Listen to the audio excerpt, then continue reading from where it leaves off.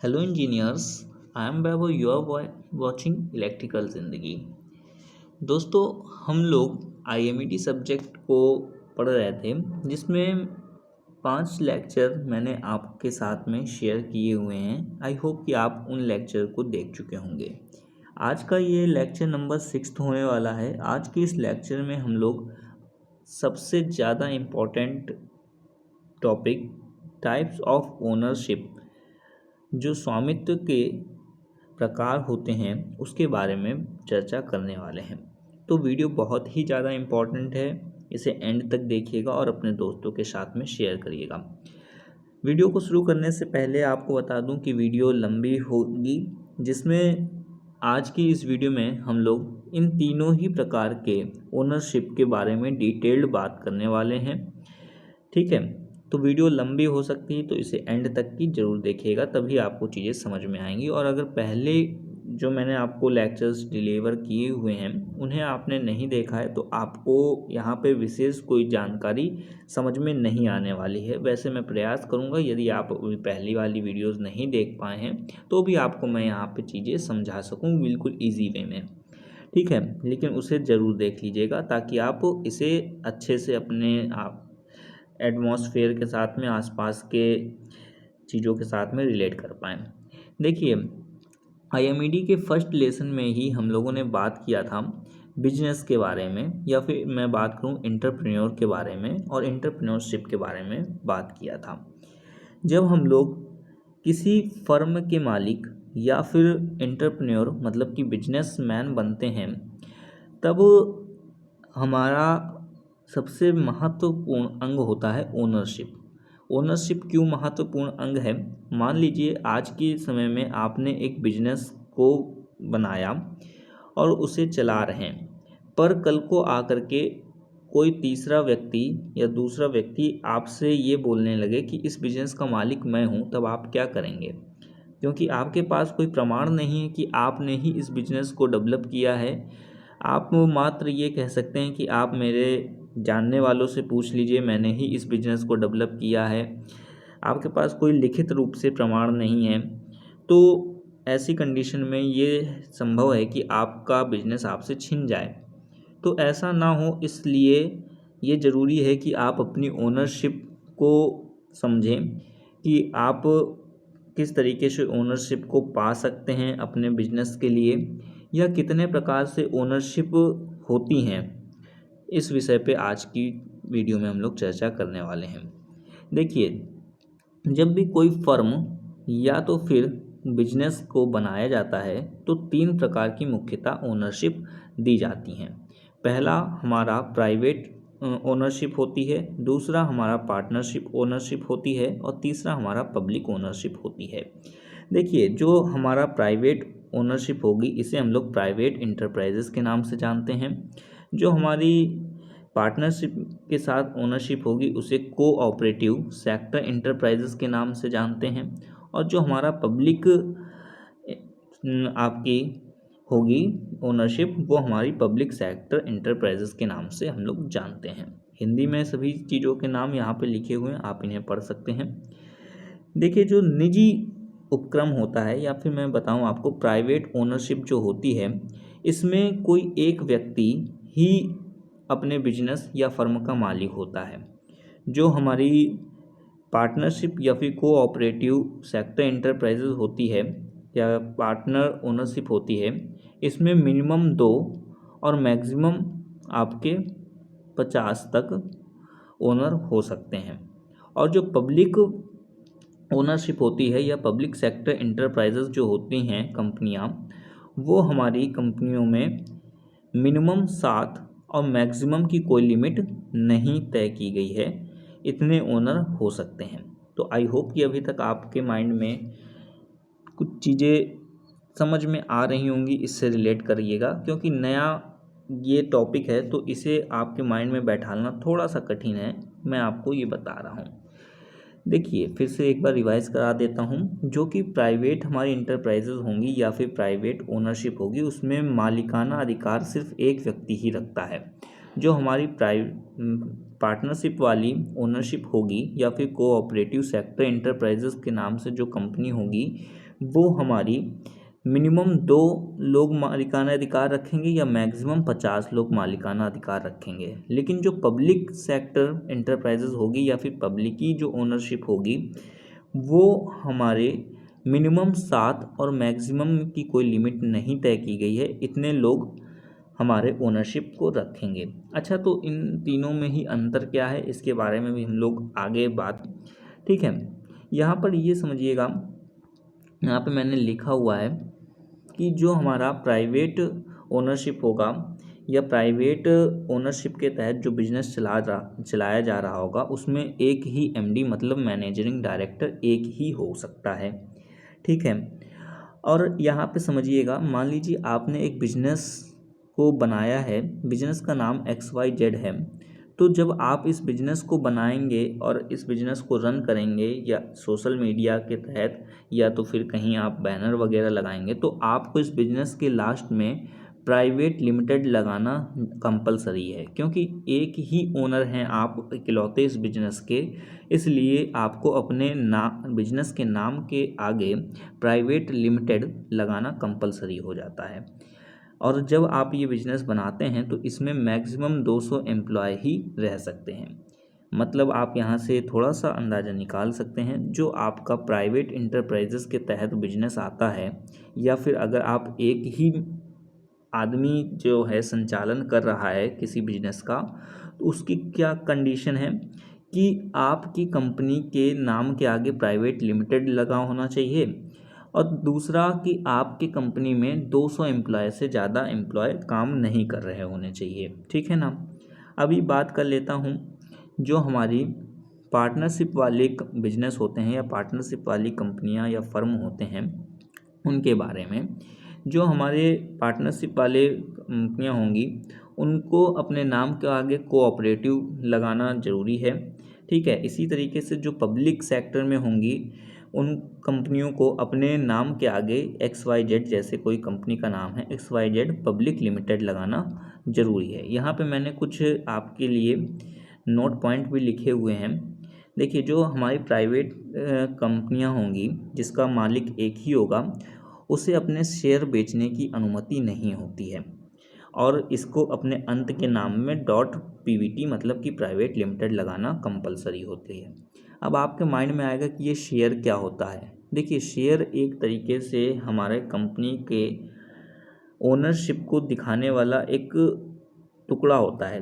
मान लीजिए आपने एक कंपनी खोला है XYZ के नाम पर, मैं यहाँ पे मान लेता हूँ, इसका उदाहरण देता हूँ। आपने एक कंपनी खोला है XYZ के नाम पर, इसमें का 100% आप अधिकारी हैं, आप इसके 100% मालिक हैं।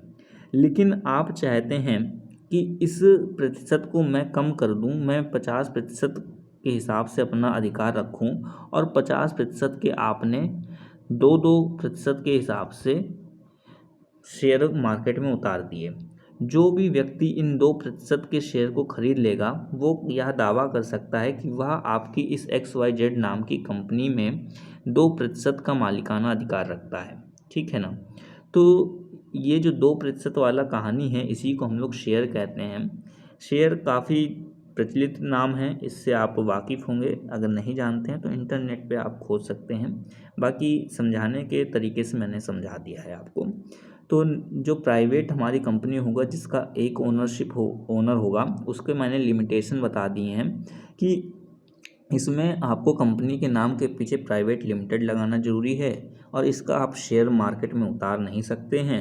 इसमें एक ही मैनेजिंग डायरेक्टर होगा, मतलब कि जो ओनर होगा वही मैनेजिंग डायरेक्टर होगा, और इसमें 200 एम्प्लॉय से ज़्यादा आप एम्प्लॉय नहीं रख सकते हैं।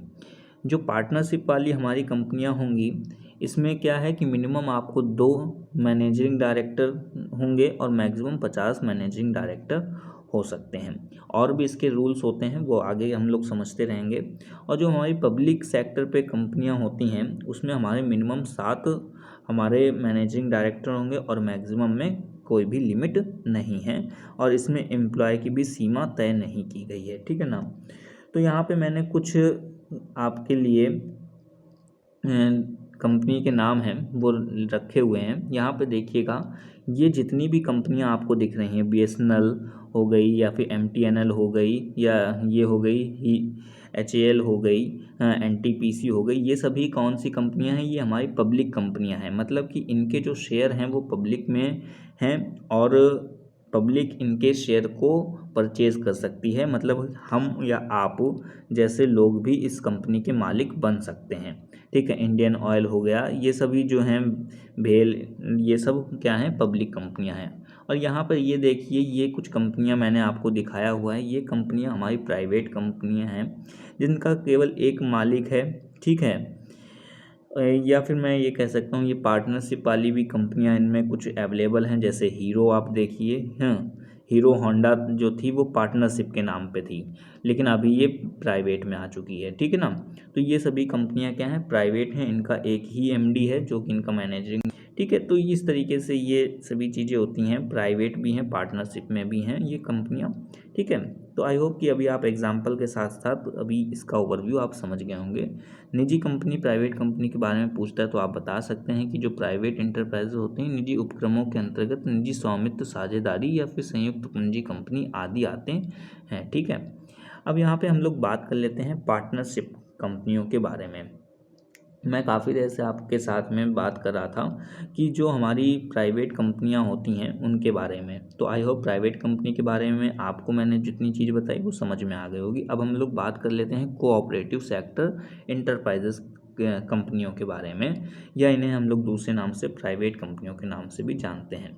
देखिए, यहाँ पे मैंने आपको कई बार नाम लेकर बताया कि पार्टनरशिप, इसमें क्या होता है कि 2 मिनिमम MD होंगे, मैक्सिमम हमारे 50 MD हो सकते हैं। मतलब कि मैनेजिंग डायरेक्टर जो होंगे वो 50 हो सकते हैं। इसमें आपको ये बात समझना है कि जो हमारा ये वाली कंपनी होती है ये पार्टनरशिप के आधार पर चलती है।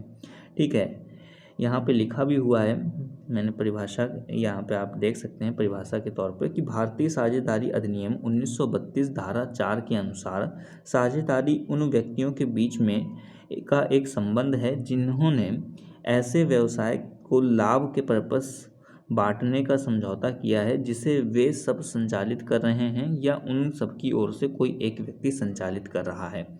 देखिए, जो हमारी कोऑपरेटिव कंपनियाँ होती हैं या पार्टनरशिप वाली जो कंपनियां होती हैं, उसमें जो पैसा होता है, जो इन्वेस्टमेंट होता है, वो सभी मैनेजिंग डायरेक्टर 2 या फिर 50 की संख्या में जो भी हैं सभी मिलकर लगाते हैं। अब मिलकर जब पैसा लगा रहे हैं तो संभावना है कि ये सभी जितने भी व्यक्ति होंगे, ये सभी व्यक्ति मिलकर के इस कंपनी को बढ़ाएं, या तो फिर कोई इनकी तरफ से एक व्यक्ति समझदार हो वो इस कंपनी को बढ़ाए।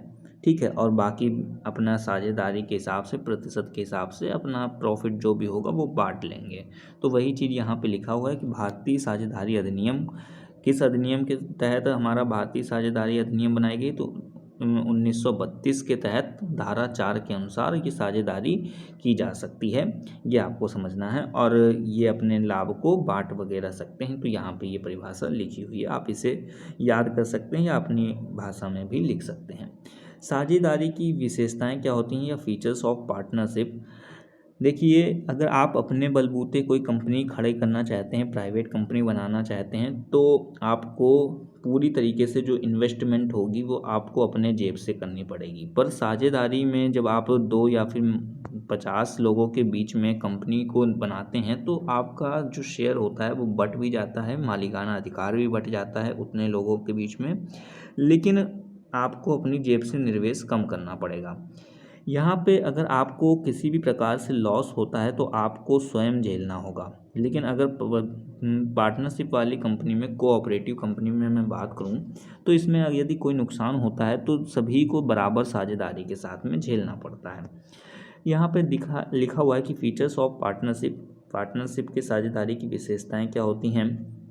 इसमें सबसे पहली बात तो 2 या 2 से अधिक व्यक्ति होते हैं। यहाँ पे आप बिंदुओं को भी पढ़ सकते हैं। साझेदारी के लिए कम से कम 2 व्यक्तियों का होना आवश्यक है। भारतीय साझेदारी अधिनियम में अधिकतम सीमा का कोई भी प्रावधान नहीं है। हाँ, और मैंने आपको बताया ना कि 50 हो सकते हैं, तो यहाँ पे इन्होंने यह जो बिंदु लिखा हुआ है, ये हालांकि मैं कहूँगा कि ये गलत है, आप इसे नहीं समझिएगा। यहाँ पे इन्होंने मेंशन भी किया हुआ है कि भारतीय कंपनी अधिनियम 2013, देखिए यहाँ पे मैंने आपको बताया, आप देख सकते हैं जो पार्टनरशिप वाला नियम बना था वो हमारा अधिनियम 1932 के तहत बना था। ठीक है, तो 1932 में जो नियम बनाया गया था उसके तहत जो हमारा पार्टनरशिप वाली कंपनियां होंगी उनमें कोई भी सीमा नहीं थी। पहले मिनिमम आपको 2 एमडी रखने पड़ेंगे, मैक्सिमम आप कितने भी एमडी रख सकते हो, उसकी कोई सीमा नहीं थी। पर इस अधिनियम को बदल करके 2013 में अपडेट किया गया। भारतीय कंपनी अधिनियम 2013 के अंतर्गत बैंकिंग कंपनियों के लिए अधिकतम सीमा 10 व अन्य के लिए 50 रखी गई है। तो मैंने ये आपको बताया था। ठीक है, तो आप इसे समझिएगा कि 1900, यहाँ पे देख सकते हैं 1932 में पहले ये नियम था कि कोई सीमा नहीं है, फिर 2013 में इसे अपडेट किया गया। यदि आप 2 लोग या फिर 10 लोग मिल करके कोई बैंक खोलते हो तो आप 10 लोग खोल सकते हो, लेकिन अगर कोई दूसरी इंडस्ट्री खोलते हो तो 50 की सीमा है।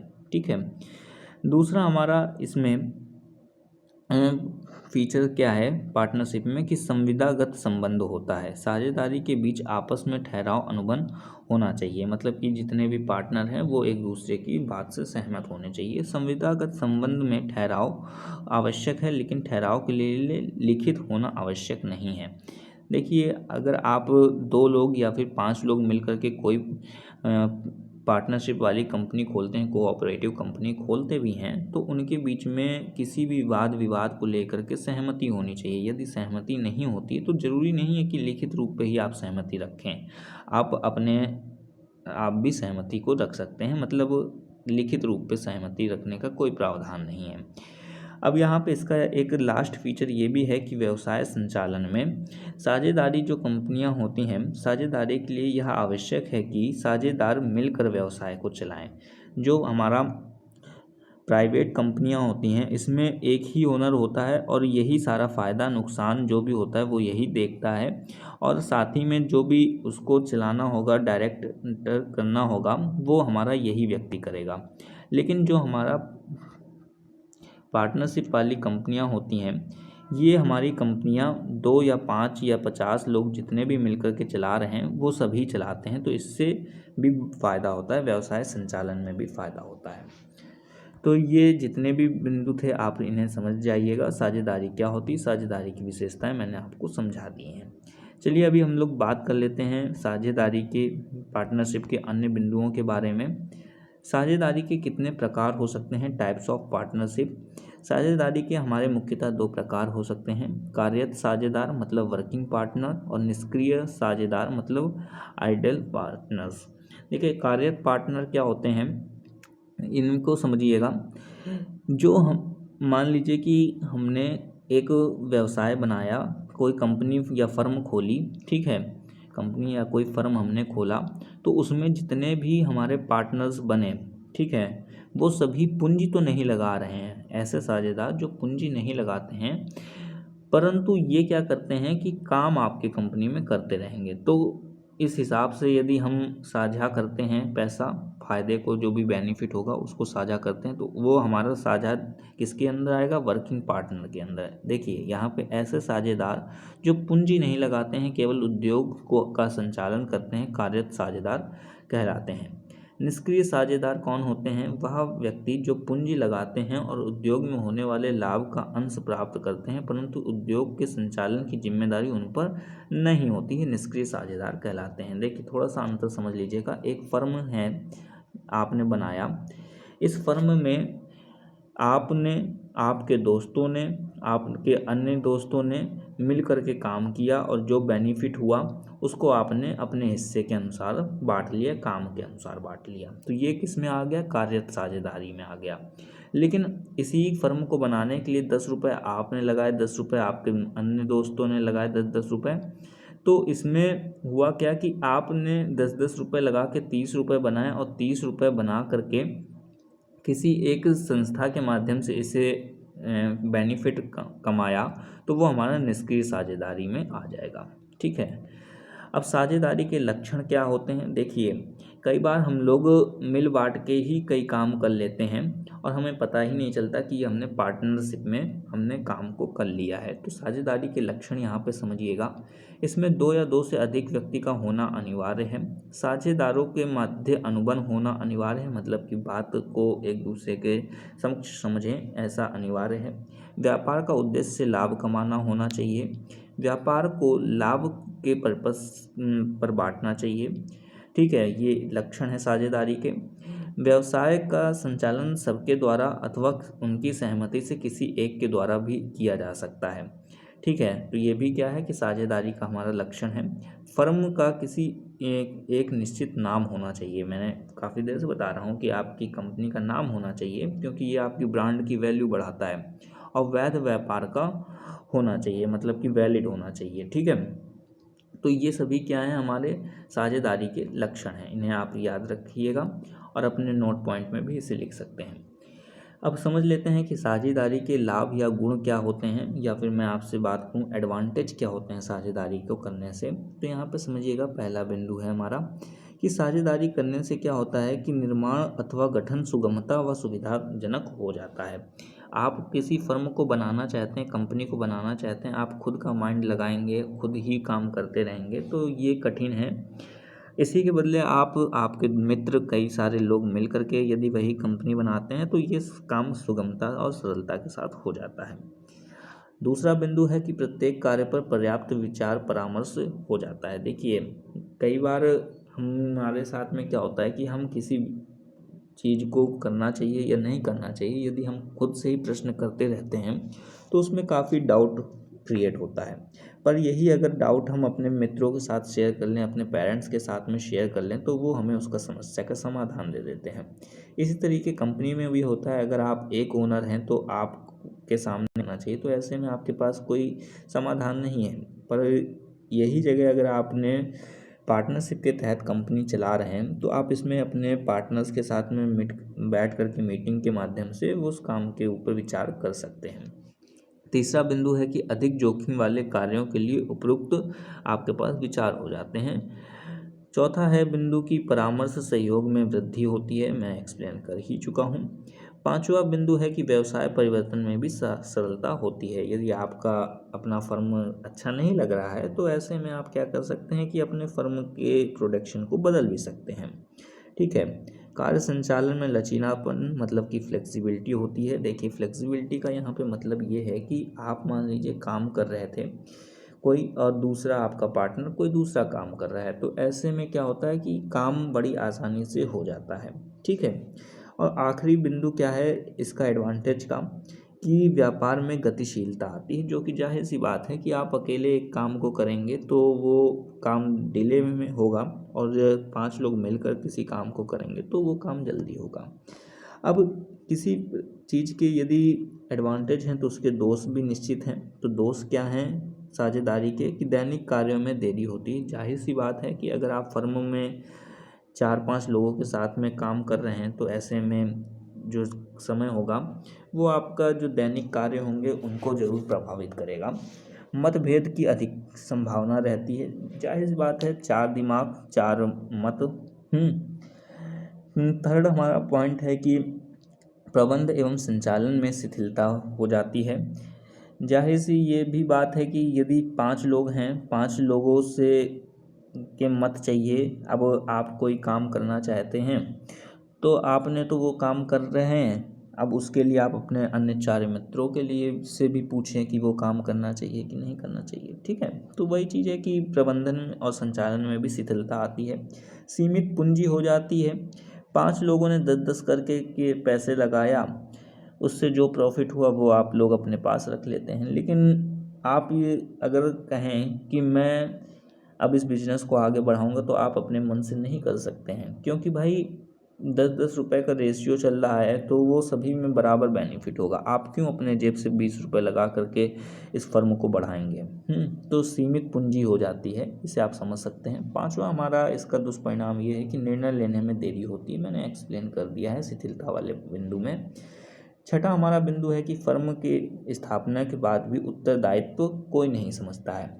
देखिए, 5 लोगों ने इस कंपनी को बनाया, फर्म को। अब 5 में से कुछ तो अपना उत्तरदायित्व समझेंगे, 1-2 लोग अपना उत्तरदायित्व समझेंगे, रोज़ डेली आएंगे, इसको चलाएंगे। लेकिन उसमें से 3 लोग ऐसे हो सकते हैं जो अपना उत्तरदायित्व नहीं समझेंगे, अपना प्रॉपर काम नहीं करेंगे। तो ये भी आपकी समस्या आती है पार्टनरशिप में। साझेदार की लापरवाही से व्यवस्था जो होती है उसको हानि भी पहुंचता है। तो ये हमारा 7वां बिंदु है, आप इसे भी समझ सकते हैं।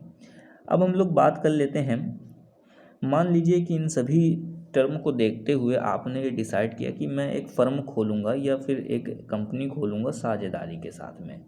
तो उस साझेदारी के हिसाब से आप यदि फ़र्म खोल रहे हैं तो उसका रजिस्ट्रेशन आपको कराना पड़ेगा। हाँ, और उसका कैसे रजिस्ट्रेशन आप करवाएंगे तो उसके बारे में समझ लेते हैं। साझेदारी का रजिस्ट्रेशन व समापन, देखिए यहाँ पे बहुत सरलता के साथ समझा सकता हूँ मैं आपको। यदि आप कोई एक फ़र्म खोलते हैं तो फ़र्म को आप यदि खोल रहे हैं तो उसमें आपने कितना पैसा इन्वेस्ट किया है, इसके लिए एक भी कागजात आपके पास होने चाहिए ताकि समय आने पर आप क्लेम कर सकें। ठीक है, तो उसका रजिस्ट्रेशन कराना पड़ता है। तो उसका रजिस्ट्रेशन कैसे होगा वो इस बिंदु में हम समझेंगे। और यदि मान लीजिए भविष्य में आपने अब उस फर्म को नहीं चलाना है, आपके बीच में नहीं बन रही है, आप 5 लोगों के बीच में, 6 लोगों के बीच में, जितने भी ऑनर हैं उनके बीच में नहीं बन रही है, तो आप उसका समापन किस विधि के द्वारा करेंगे वो यहाँ पे बात करने वाले हैं। तो यहाँ पे लिखा हुआ है कि फर्म के रजिस्ट्रेशन के कार्यालय में फर्म संबंधी विवरण का पंजीयन कराना ही फर्म का रजिस्ट्रेशन कहलाता है, बता चुका हूँ मैं। अब यहाँ पे अन्य बिंदु क्या लिखा हुआ है, साझेदारी के लिए रजिस्ट्रेशन न कराने की दशा में किसी प्रकार का दंड की व्यवस्था तो नहीं है, परंतु रजिस्ट्रेशन न कराने की दशा में उसकी असुविधाओं का सामना करना पड़ सकता है। मैं आपको सभी चीज़ें बता चुका हूँ। अब यहाँ पर रजिस्ट्रेशन की विधि क्या है वो समझ लेते हैं थोड़ा सा। रजिस्ट्रेशन की विधि, 2 या 2 से अधिक व्यक्ति अपना फर्म का रजिस्ट्रेशन कराना चाहते हैं तो उन्हें निम्न कार्यवाही पूरी करनी पड़ती है। पहला, हमारा निर्धारित प्रपत्र भरना, मतलब कि जो भी हमारे रिक्वायर्ड डॉक्यूमेंट होंगे उनको आपको जमा करना पड़ेगा और फर्म के नाम का चुनाव करना पड़ता है। ये 2 चीज़ें बड़ी ही रोचक हैं। यहाँ पे आप समझिएगा कि जो रिक्वायर्ड डॉक्यूमेंट होंगे, आपके कंपनी में क्या प्रोडक्शन हो रहा है, कितने ओनर हैं, कितना शेयर आप लोगों ने लगाया है, इन सभी की जानकारी आपको भरनी पड़ेगी। और दूसरा, नाम का चुनाव करना पड़ेगा। बड़ी देर से मैं आपको समझा रहा हूँ। देखिए, लेकिन नाम का जब आप चुनाव करते हैं तो उनमें कुछ नाम हैं जो कि गवर्नमेंट ने ब्लॉक कर रखे हैं, इन आप नाम का उपयोग नहीं कर सकते। जैसे आप किंग नहीं लगा सकते अपने फर्म के नाम के आगे। जैसे मेरा ब्रांड का नाम क्या है, इलेक्ट्रिकल ज़िंदगी, तो मैं इसे इस तरह नहीं लिख सकता, किंग इलेक्ट्रिकल ज़िंदगी नहीं लिख सकता। या मैं ये नहीं लिख सकता कि क्वीन, मैं क्वीन शब्द का नाम नहीं लगा सकता, मैं रॉयल नहीं लगा सकता। ठीक है, मैं अपने कंपनी या अपने फर्म के नाम के ऊपर रॉयल नहीं लगा सकता, मैं ब्राउन नहीं लिख सकता, एम्परर नहीं लिख सकता, एम्पायर नहीं लिख सकता और इसी तरह इम्पीरियल नहीं लिख सकता। तो ये कुछ हमारे 7 नाम हैं जिन्हें मैं अपने कंपनी के साथ में नहीं लगा सकता। और भी ऐसे नाम हैं, वो आपको लिस्ट मिल जाएगी जब आप अपने फर्म का नाम का चयन करेंगे। दोस्तों, मैं आपको अपने ज़िंदगी की सही हकीकत बताऊं तो मैं बड़ा प्रयास कर रहा था कि अगर मैं चाहूं तो रॉयल इलेक्ट्रिकल के नाम से अपना यूट्यूब चैनल खोलना चाहता था, पर ऐसा नहीं हो पाया। उसका जो पीछे का रीज़न था वो आज ही यहाँ पे आप समझ भी सकते हैं कि रॉयल नाम से आप नहीं खोल सकते। यदि खोलना चाहते हैं तो ये केवल भारत सरकार के आपको स्वीकृति के बाद खोल सकते हैं। ठीक है, तो ये सभी चीज़ें आपको ध्यान रखनी पड़ेंगी। आई होप कि आप इन सभी बिंदुओं को समझ चुके होंगे। चलिए, अभी नेक्स्ट हम लोग चलते हैं। नेक्स्ट में हम लोग बात कर लेते हैं कि यदि हम अपने फर्म को ख़त्म करना चाहते हैं, अपने पार्टनरशिप को ख़त्म करना चाहते हैं तो हमें किस प्रकार से हम करेंगे। भारतीय साझेदारी अधिनियम 1932 की धारा 39 के अनुसार किसी भी फर्म की सभी साझेदारी के बीच साझेदारी को समाप्ति ही फर्म की समाप्ति कहलाती है। मतलब कि आप अधिनियम 1932 के तहत 39 जो धारा है उसके तहत आप अपने फर्म का समाप्ति कर सकते हैं, साझेदारी की समाप्ति कर सकते हैं। लेकिन साझेदारी की समाप्ति करने की कुछ दशाएं होती हैं, आप ये समझ लीजिएगा। किसी साझेदारी का अवकाश ग्रहण कर लेने पर आप साझेदारी को समाप्त कर सकते हैं। किसी साझेदारी को फर्म से निकाल दिए जाने पर भी हम साझेदारी को समाप्त कर सकते हैं।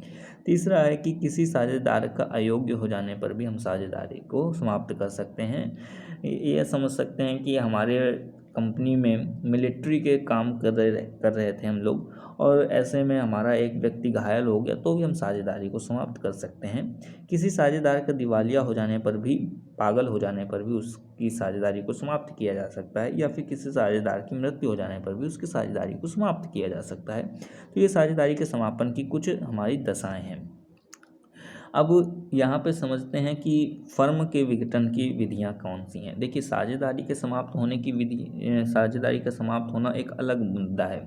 हम 5 लोग थे, 5 लोगों में से एक व्यक्ति हमारा अयोग्य था कि इन सभी दशाओं में से, तो हम इस एक व्यक्ति को हटा सकते हैं, लेकिन हमारा फर्म चलता रहेगा। अब फर्म के 4 मालिक हो जाएंगे, पर अब उन 5 व्यक्तियों में ही बात नहीं बन रही, अब फर्म ही पूरा हटाना है, तो उसकी क्या विधियां हैं, तो आप ये समझ सकते हैं। न्यायालय द्वारा समापन किया जा सकता है, संयोग द्वारा समापन किया जा सकता है, आप अपने में ही समापन कर दीजिए कि अब ठीक है, इस फर्म को नहीं चलाएंगे हम।